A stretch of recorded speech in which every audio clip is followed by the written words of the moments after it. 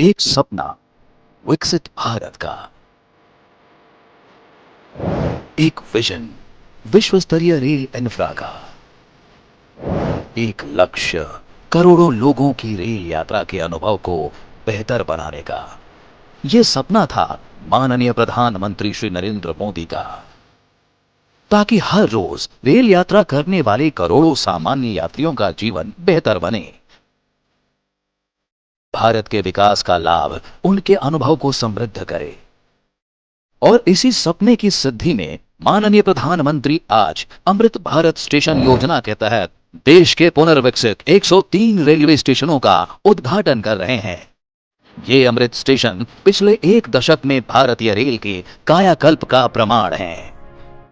आज देश विकसित भारत की संकल्प सिद्धि में जुटा है और इसके लिए भारतीय रेलवे का विकास बहुत महत्वपूर्ण है। हमने देखा है पिछला एक दशक भारतीय रेलवे के ऐतिहासिक ट्रांसफॉर्मेशन का रहा है। रेलवे इंफ्रास्ट्रक्चर में एक विजिबल चेंज आया है।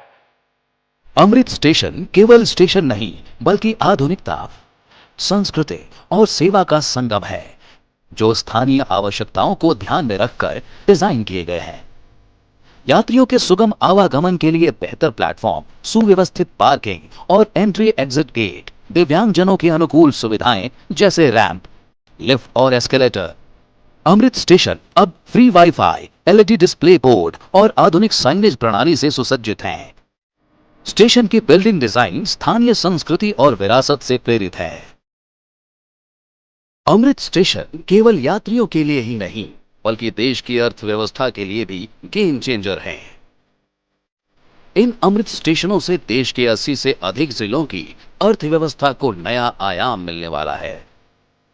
उत्तर प्रदेश के 19, गुजरात के 18, छत्तीसगढ़ के 5, बिहार के 2, झारखंड के 3, कर्नाटक के 5, केरल के 2, मध्य प्रदेश के 6, महाराष्ट्र के 15, राजस्थान के 8, तमिलनाडु के 9, तेलंगाना के 3, पश्चिम बंगाल के 3 और आंध्र प्रदेश, असम, पुडुचेरी, हरियाणा और हिमाचल प्रदेश के एक अमृत स्टेशन सशक्त भारत के निर्माण में अपनी भूमिका निभाने को तैयार हैं।